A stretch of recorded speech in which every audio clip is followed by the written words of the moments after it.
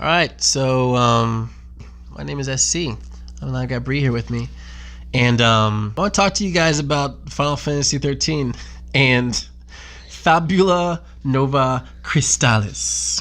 This is a big thing that Squeenix was doing. It was going to be beautiful.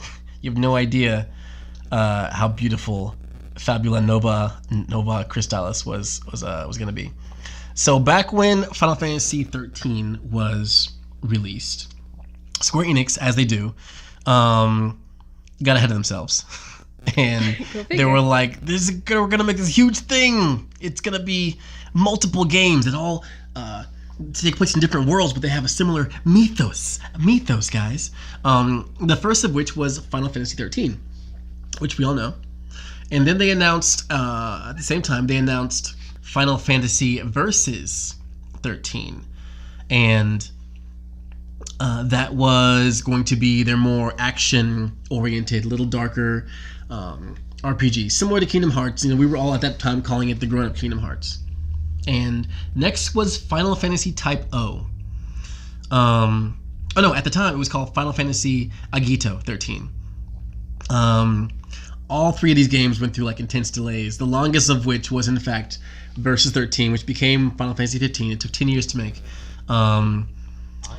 Agito was meant to be a cell phone game, I believe, and then it ended up being a PSP game in Japan. We didn't get it here until the PS3 came around, and I feel like they only used it for like a launching point for the to show footage for 15. They released a port onto the PS4 under the name Final Fantasy Type-0. And that was the game that we're going to play here today. It is... How would you describe this game? As like an RPG? Is it an RPG action RPG?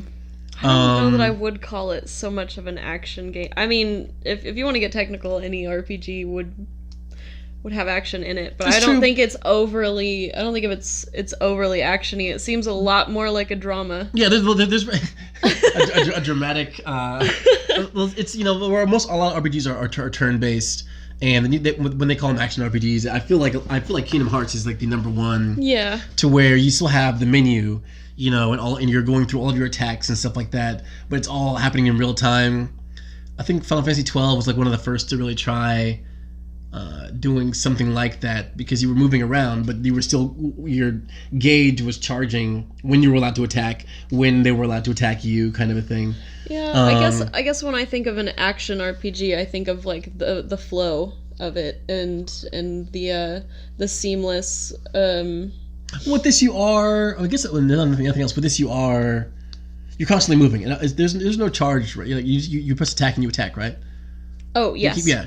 So it is all happening in real time. It is... That's true. You can tell while playing it that it was made for like a PSP, but at the same time, it's weird that...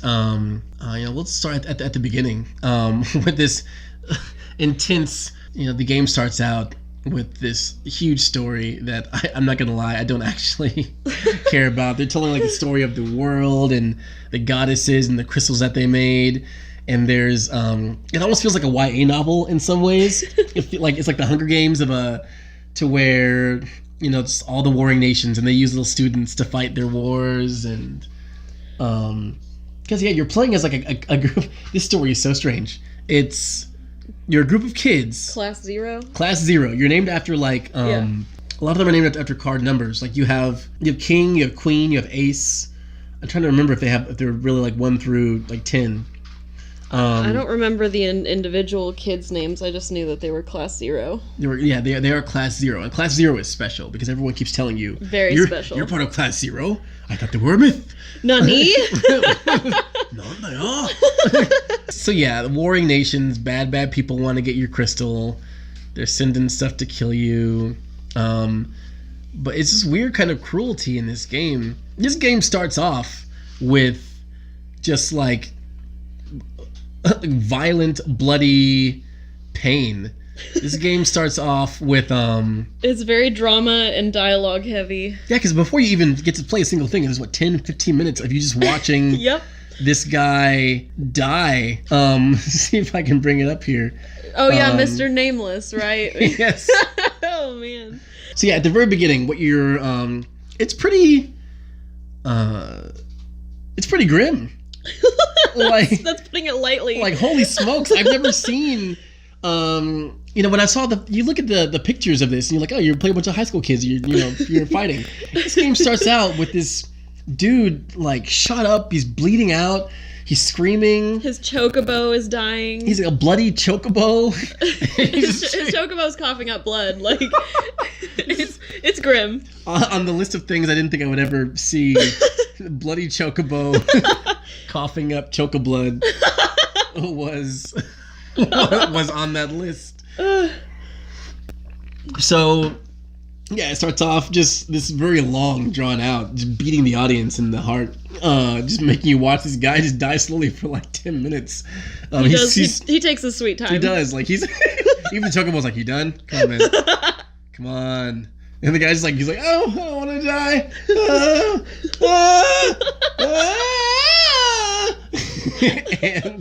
And then his friends, I guess you can call them that. Question mark? Show up and they're all like posing and making cool poses while he's over there like yeah, dude with the spear or whatever it is shows up like, hey, what's up? And I'm like, yo, is this the time to be like getting cocky? And so yeah, they show up and they're about to have their introduction, but then it goes back to the dying guy to let him die for like 5 more minutes. And then he starts like getting like he's losing his mind. He's like, hey, your name's funny, Chocobo. He finally dies. And so the game starts, and you start off as Ace. I think Ace, I guess, is our lead character. Ace has cards. He was the range of the 3 that you first initially get. Yes. Yeah. So you trust in the heart of the cards. We're just going to go over, I guess, the first section of the game where we were trying to figure out what's going on in this world. You got a giant summon bleeding out on the ground. Like, everyone's just full of blood. So you and your classmates, Team 0, are coming to save these... They've taken over the base. Yeah, there's a magic jammer. It's keeping the magic of this little city from working. And they send you in because you guys have deactivated their crystal. Yeah, we're special. Class 0 gets their power from Mother. Madame Librarian looking, cigarello smoking. It's definitely a cult. This cult that worships worshipping Mother. Getting callbacks to Final Fantasy VII Advent Children. Oh man, Mother. So yeah, you guys are able to use magic. It's a war game. You go out and you have these battles, and you just go back to school, and there's just like kids running around, trying to kind of get to class, chilling in like the little the commissary area. It's so very chill and relaxed when you get back there. Yeah, they kind of force you to go to all of the random areas,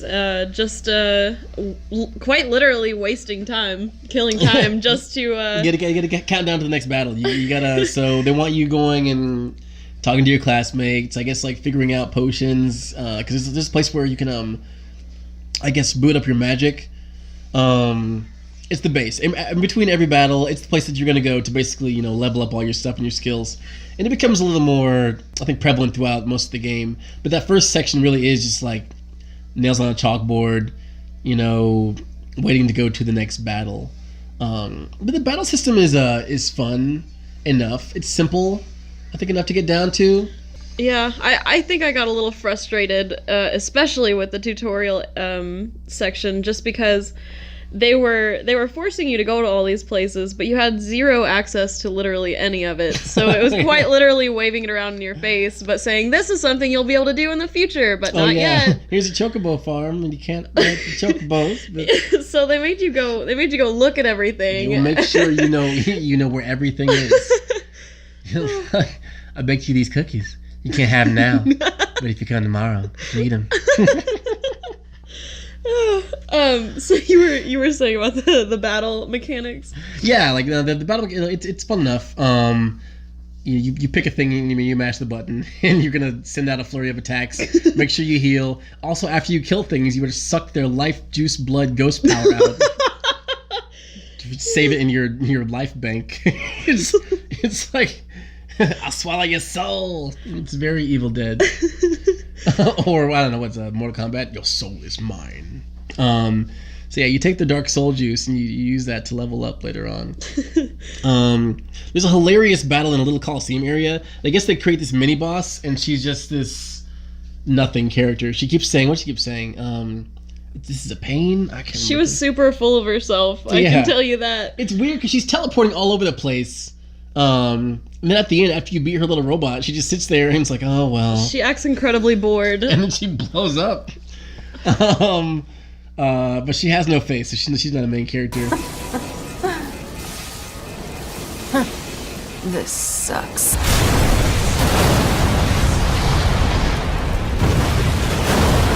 She keeps saying this sucks all the way down to her death. It sucks. This sucks. So much suck. But a nonchalant way to go. May we all accept our death as much as Nameless Henchman Girl number 14. She, as the flesh melts off her bones, cooking inside of her metal armor. She accepted it a lot better than the guy in the intro. I mean, oh yeah, man. I mean, there's a decided difference between the bravery of the two characters. I must say. She accepted her fate with boredom, and he drew out his fate with whining. So learn your lesson. There's something to learn here. So in the back of the school, there's this graveyard for all of their fallen brothers, but they say that they wipe the memories of the students. I thought some of the graves did have names on them so that they would be able to keep their names. There were graves there, and I know because I specifically remember somebody mentioning that they would go back to the cemetery to see if a name was there to find out if someone was alive still or not. Oh yeah, you go to class and you get what's the guy from Naruto with the mask on? He trains the kids. Kakashi. You go to class and it's a hilarious scene. You get back from your war, you go to class, mother isn't there to greet you. She sent some jerk to come teach you. What's his face gets super bitch slapped, like across the room, like cocky spear guy. He's like posing around and acting like all this stuff.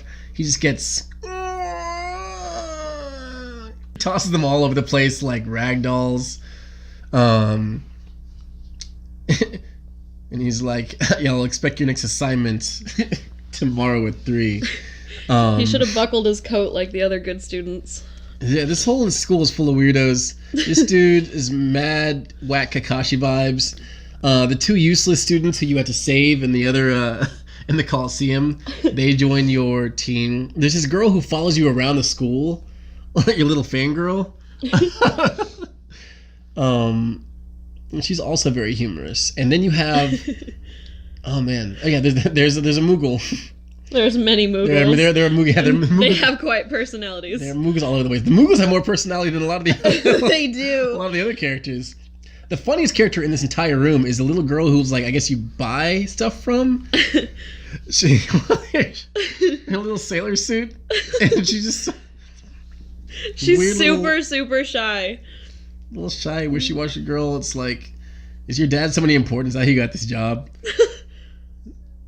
She is pretty useless at it. She's super shy. She's like, Can we trade you out for a Moogle? Yes. Where's that grave scene? Here we go. What is this place? It's called a cemetery. What's a cemetery? Here we carve the names of the fallen, so their legacies may live on. Because we are unable to retain memories of those who die before us. But I heard that the crystal removes our memories to help us, so that the living won't be tied down to the dead. That's why we leave our knowing tags behind before we go to battle, as proof that we lived. If no one comes to pick up a tag, it means that person died. Then that name is engraved here, as the name of someone who died for the vermilion bird. I always make sure to write down the names of everyone that I meet or go out on a mission with. Then after a mission, I check to see if there are any names I don't recognize. If there are names there that I don't remember, then I come here and look for the people I once knew. But I still can't remember them. So they keep their name. They keep their name, but they don't have memories. So this is a giant useless graveyard full of people that you don't remember. Yep. But their names are here, so yay. I don't know what good this does. I mean, you can come back and look, and if your friend's tag is still there. So how soon, if one Class 0 dies, maybe they were forgetting about old dude with the chocobo as he was dying. So that's why they couldn't be too sad about it, because their memories were already being wiped. That makes a lot of sense. I mean, initially when he was dying, it took me a solid 5 minutes to figure out that they even knew each other. Like, they walked up and they were like, oh man, yeah, this guy's dying. That sucks, I guess. It was like one of their brothers. And yeah. So as you die, the crystal removes the memories to keep you from being bogged down by the past. But we're keeping a graveyard anyway. So yeah, this is... They have no baggage. Maybe it's awesome society where they just have zero emotional baggage because death doesn't matter. So Type-0, it's a fun enough time. I'm eager to see kind of where it goes. It's got an interesting history. I love how Square Enix just can't just make a game. They gotta cook it up and then make you believe that it's more than it is. End up firing people halfway through. It hops consoles all over the place. Lose all of the characters people were getting excited about. Yeah, just the whole 13 Fabula Nova Crystallis experiment is the biggest, I guess, both failure and success, because what it was meant to be when they first announced it did not come to fruition. Like, nobody who plays this game really they mention stuff like Lassie and words that show up in Final Fantasy 13, and there's crystals too. But like, why like, nobody like, nothing about this really makes me think of 13 at all. And it's cool that we got several games. That's a pretty grand scale to fail at something. It's one of the reasons why I'm so glad that we have heard nothing about Final Fantasy 16. Why? I think because they've even said, a few of them, like, yeah, we know we've been announcing this stuff too early. They announced the Final Fantasy 7 remake, like, was it 4 or 5 years ago now? And a lot of the footage that they showed, I heard that they fired the entire team for that game, and so now they're getting a new team to build a lot of this stuff up. Like, they can't help themselves. They can't stop. They have a sickness. They need to go to this world and have their memories erased so they can. I mean, if their only problem is that they're premature, I hear they have pills for that. She's Nomura. More than anything, I really want Kingdom Hearts 3 to just be the end. I need this to be over so that I can rest. Because why do I feel like the end of Kingdom Hearts 3 is going to be like a sidestep to 15 more games? It's funny, today I watched the opening sequence, I guess, for Kingdom Hearts 3 with a song that's Utada Hikaru. Yeah, the dubstep-y one. Yeah, and Skrillex. Yep. Yeah. And which instantly dates it, because dubstep will not be a thing people care about in 10 years. Fight me. But in that opening sequence, which is like a minute and a half, they go through basically every game, and it's so whiplash. So many things are happening. Yeah. Bouncing back and forth and back and forth. I'm like, holy, this. I'm like, this is too much. Like, it's. And I love Kingdom Hearts. Love it till the day I die. I'm gonna buy the game opening day. I'm gonna play it. I'm going to enjoy the hell out of it. But holy smokes, did Nomura go off the rails? There's just so much going on here. I think Square Enix could really benefit from just finding smaller, simple stories to tell and really getting us invested. And just, it's okay to have something little. To not, you don't have to blow our minds with the next, the second coming of, Final Fantasy Christ. While I agree Kingdom Hearts is very convoluted, I did love that trailer. Oh, the Skrillex, the whole little bit. I did love the trailer. I mean, I know it was very back and forth. It was like it was a pretty thing to watch, and it's really the whole thing is just callbacks to things that I've seen and felt. The chessboard was just very masterfully used, I think. It was cool. I kind of would have liked a little bit more of that and a little bit less. Here's every character in Kingdom Hearts in a minute and 30 seconds. Yeah, it was a little overwhelming. They're like, hey, you remember this guy? No, probably not. But hey, remember this one? It was very pretty, and they know how to get me. Kingdom Hearts can't have my infinite hype anymore because they've taken too much from me to have my ultimate hype. But I'm there for them. Like, I've been doing this thing for now, was it 15, 16? When did Kingdom Hearts come out? It's been a long time. Like, half of my life, I've been playing Kingdom Hearts games. And it's still one of the most beautiful creations of all time. I'm still feeling the pain from, you want to hear? You want Sora? No, get to know Roxas for 4 hours. All right, bye. Here's Sora again. Okay, bye. Yes. So I don't know. I'm hoping for surprises. I'm hoping for a lot. A little less Fabula Nova and a little more. All these story beats that you set up over these like 10 games. You better tie every single one of these things together with a bow. I expect to have no questions. It needs to be neat. Yes, Nomura. You've had all the time in the world. This game has it been 10 years since Kingdom Hearts 2 came out? You've had a long time. You better answer every question. Every question. All right, guys. Thanks for listening. We'll catch you next time when we have another game to whittle away at. All right. See ya. Adios. Bye con Dios.